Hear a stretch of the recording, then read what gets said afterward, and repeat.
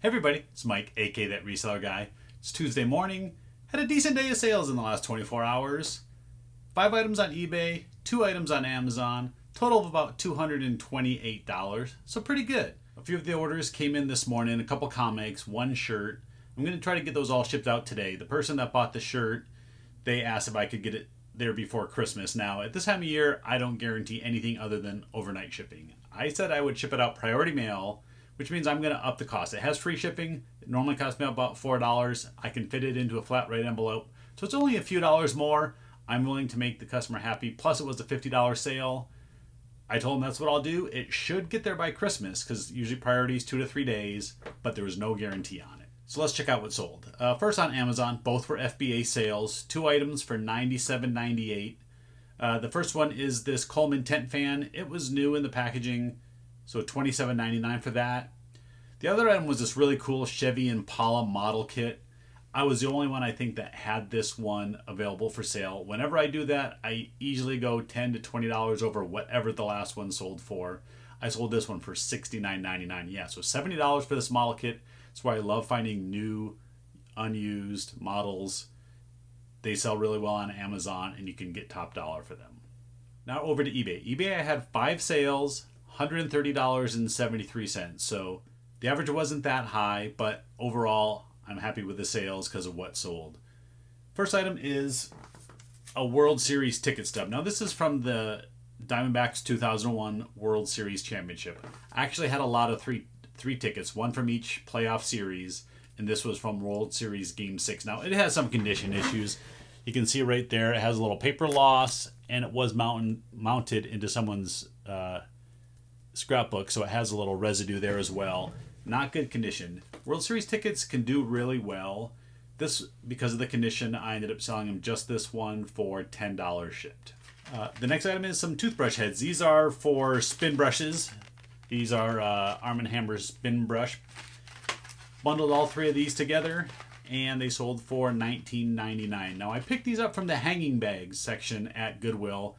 It's been where I found a lot of good things recently. Really started to focus on those where in the past I haven't spent the time to look through them enough, but I've been having a lot of good finds in there lately. Right, this is the shirt I was talking about. This was a really cool shirt. This is a U size, so it's not all that big, but you can see there, this is a Rain Spooner brand. Fantastic brand for items. This one was still new with the tags for the Anaheim Ducks. Really cool shirt.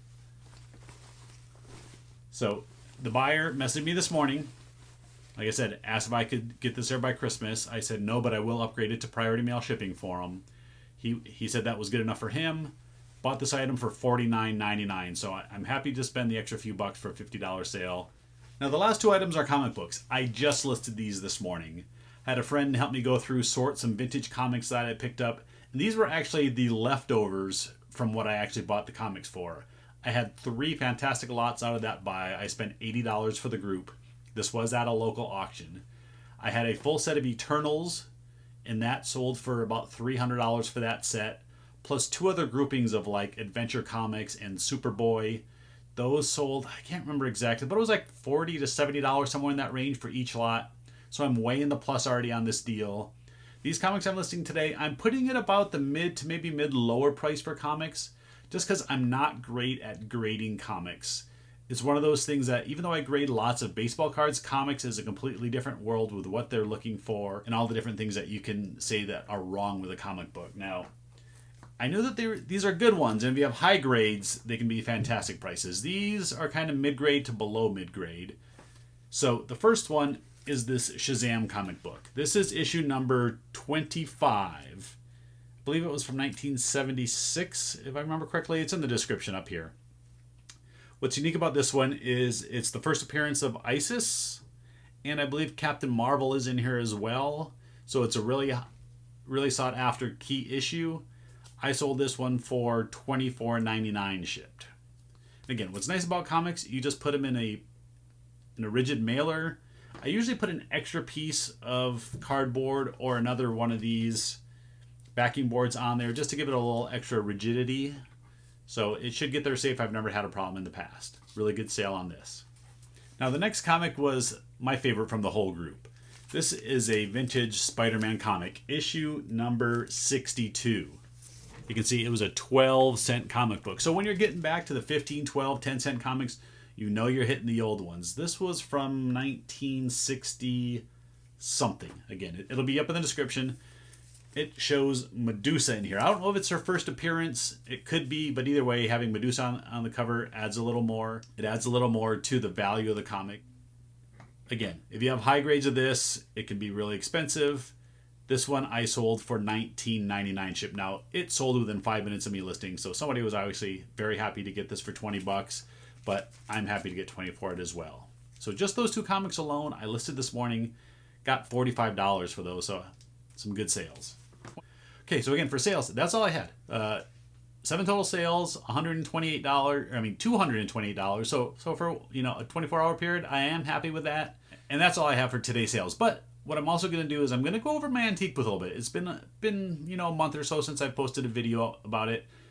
I'm going to have just some still pictures and I'll kind of talk through them. I think I'm going to do a split screen here. Hopefully it doesn't shift me over too far. I'm going to scoot over a little bit. So my antique booth, I don't sell antiques. I sell sports collectibles, pop culture items like pop figures and other action figures. I sell some sports jerseys in there, board games that are cheaper that I don't want to list on eBay or Amazon, bobbleheads, collector baseballs, anything that's sports, pop culture, and collectible. So we'll go over some pictures here. Now the first item you'll see is on the right side of my booth. It's where I have mainly pop culture items. There are some trading cards in there, but they're non-sport, which meaning I think these are all either like New Kids on the Block, I have American Gladiator, Power Rangers, plus other pop figures up top and some other things. So this is kind of the first thing they see on the right side. Now, as you step in and kind of turn to the right, the bottom area is where I have mostly sports cards. It's single cards. Now, I don't put a lot of valuable cards in here. They're anywhere from like $1 to $5 a piece. On a rare occasion, I might put one in there that's a little bit more, but because I know that there's theft going in this booth, it just happens in retail. There's nothing you can do about it. You're going to lose things if you're having an antique booth. It's just part of the business, unfortunately. So I have the single cards there. I do really well on single cards. I've averaged over $100 a month just in single card sales. So that's almost paying for half my booth rent. My booth is $218 a month. It's, I think, 10 by 8 is what it is. 10 by 6 or 10 by 8. So not only are there sports cards there, I also sell some boxes of cards. Again, these are cheaper boxes, anywhere from $5 up to probably $15 a piece.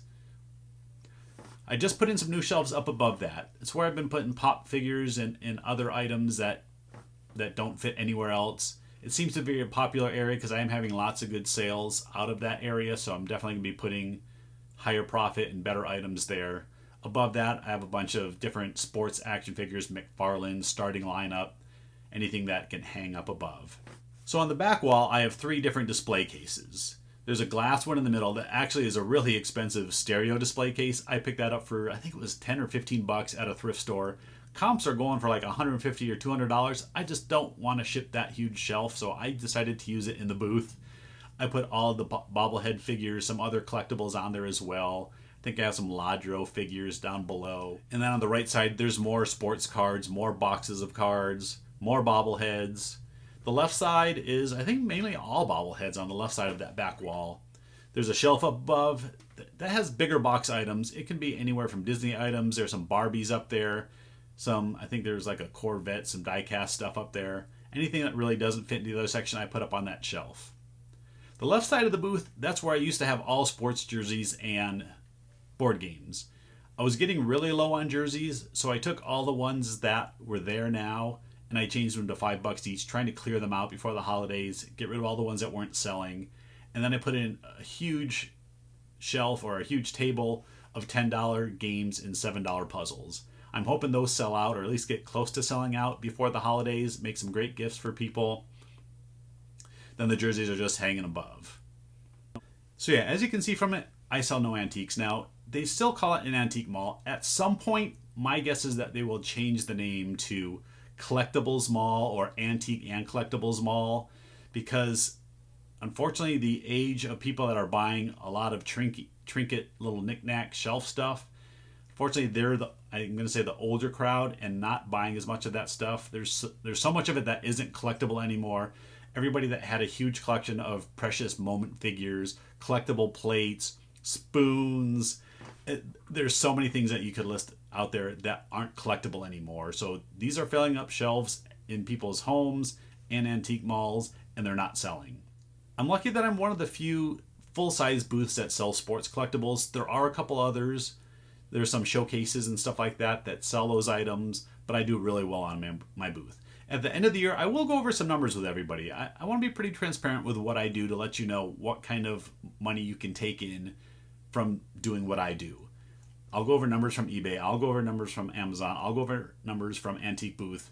And like I said, I want to be transparent what I do. You can see exactly the kind of money that I'm bringing in, but it will show you some dollar amounts. All right, that's what I got for today. Again, I want to thank all of you for watching, all of you new viewers that are coming in and subscribing. Thanks very much. If you haven't already, please think about hitting that subscribe button down below, giving me a thumbs up, and leaving a comment. Thanks everybody for watching. I'll see you next time.